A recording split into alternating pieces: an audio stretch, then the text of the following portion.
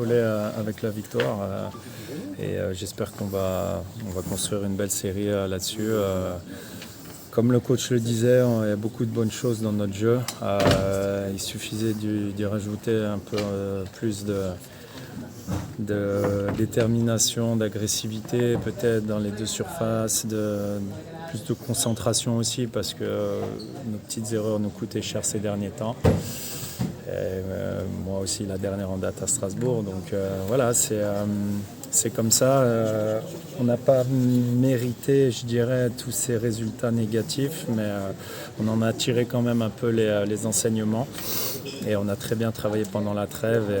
Et ce soir, on est tombé quand même contre une belle équipe de formation du Paris FC. Donc ça n'a pas été facile, mais voilà, on est allé la chercher. On a créé beaucoup de situations, beaucoup d'occasions. On a pris beaucoup de plaisir. Et comme je le disais, il faut qu'on construise là-dessus. Tu es moins en réussite ces derniers temps. Qu'est-ce qui fait que tu as retrouvé un nouveau souffle? Là, c'est la trêve internationale, c'est autre chose? Oui, tout à fait. Les trêves internationales me font beaucoup de bien pour régénérer et aussi bien travailler spécifiquement.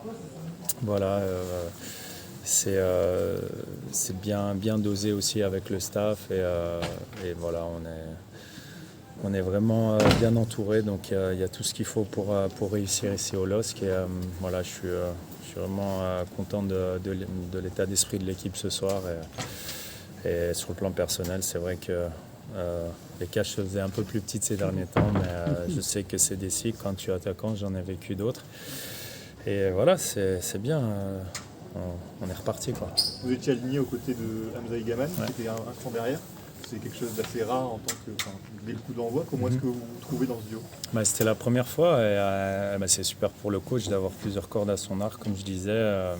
Voilà, on a des joueurs très complémentaires, on a un gros effectif et tous ceux qui sont amenés à jouer, vraiment, même ceux qui sont sur le banc peuvent prétendre à des places de titulaires. Donc c'est bien, ça met de la compétition et surtout ça laisse plus de choix au coach. Et je me suis senti bien aussi avec lui. Donc c'est un type de joueur différent, un peu différent de Ocon, mais on s'entend bien, on essaie de se trouver, tout comme avec Ocon. Donc c'est super pour le coach. Voilà. Qu'est-ce qu'il apporte de différent? Il a tendance à être plus présent dans la surface, à amener plus de poids, peut-être moins d'activité au milieu du terrain qu'Ocon, mais il a cette présence et cette faculté à vite se mettre en situation de tir parce que ça reste un buteur. Mais il sait faire beaucoup de choses, Hamza, donc il a vraiment une énorme marge de progression encore et je suis content pour lui parce qu'il a fait encore un bon match ce soir. Il est important pour nous parce qu'il a marqué quand même pas mal de buts jusque-là, quoi. Justement, vous, comment vous l'aidez du haut de votre expérience? Ouais. Comment est-ce que vous avez un petit peu un rôle de Bien sûr. Jusqu'où il peut aller? Bien sûr, je lui parle beaucoup. Et comme je l'ai dit, il a une grosse marge de progression. Il est dans une super génération avec le Maroc. Il va disputer une Coupe du Monde très bientôt. Et avec ce qu'il a fait avec le Celtic, c'est pas rien jusqu'à maintenant. J'essaye de le conseiller, de lui parler. Et il est à l'écoute, il est très respectueux. Et il a tendance à paraître, à pas parler fort, à être un peu réservé, mais c'est quelqu'un quand il est sur le terrain qui est vraiment épanoui et on le voit, il est bourré de talent. Justement, Olivier, avec la CAN, Hamza va partir. Et toi, physiquement, tu t'en prêt à enchaîner beaucoup là jusqu'en février? On risque de perdre quelques joueurs à la CAN, mais ça va faire 3-4 matchs, je crois. Ouais. Mais non, moi je me sens très bien maintenant. On a la chance d'avoir encore une fois un effectif en quantité et en qualité, donc je pense que ça devrait le faire. On a encore de la réserve. Olivier, ce soir, vous avez été beaucoup plus trouvé dans le jeu au niveau des actions offensives. Votre coach disait que c'était aussi lié à ça, peut-être ce moment un peu de coup de mou que vous avez eu. Alors oui, après, je suis quelqu'un d'exigeant et j'ai tendance à faire mon autocritique après les matchs. Et c'est vrai que c'est une somme de choses qui ont fait que j'ai été un peu moins efficace, où je me suis créé moins d'occasions. J'essaye de faire le maximum, mais c'est vrai que des fois, quand tu joues contre des équipes qui restent derrière et qui mettent 2 lignes plus, enfin, je veux dire, quand une équipe défend dans ses 30-40 derniers mètres, c'est très difficile de trouver des solutions.